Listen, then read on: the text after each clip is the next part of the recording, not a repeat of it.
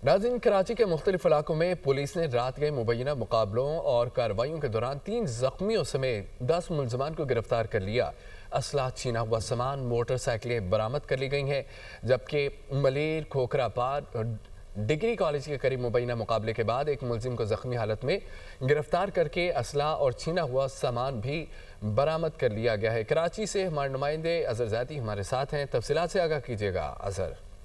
जी बिल्कुल, इस शहर के मुख्तलिफ इलाकों में पुलिस ने रात गए मुबैना मुकाबलों और कार्रवाइयों के बाद 3 जख्मियों और खातून समेत 10 मुलजिमान को गिरफ्तार कर लिया है। मलीर खोखरापार डिग्री कॉलेज के करीब मुबैना पुलिस मुकाबले के दौरान एक मुलजिम को जख्मी हालत में गिरफ्तार किया, जबकि साथी फरार होने में कामयाब हो गया।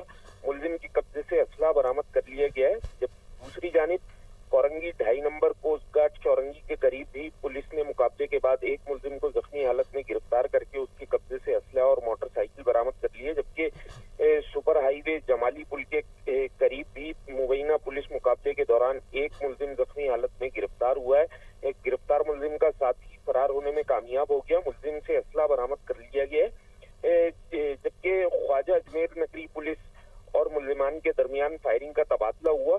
फायरिंग के तबादले के बाद खातून समेत 5 मुलजिमान को गिरफ्तार करके उनके कब्जे से छीना हुआ सामान, असला और मोटरसाइकिलें बरामद कर ली। पुलिस ने बताया कि गिरफ्तार मुलजिमान स्ट्रीट क्राइम और घरों में डकैतियों की वारदातों में मुलविस हैं, जबकि बोट बेसन पुलिस ने भी कार्रवाई करते हुए सेफ सिटी प्रोजेक्ट के डीबी बॉक्स की चोरी में मुलविस मुलजिम को गिरफ्तार कर लिया। पुलिस ने बताया कि गिरफ्तार मुलजिम से असला बरामद किया गया है और गिरफ्तार मुलजिम की निशानदेही पर कार्रवाई करते हुए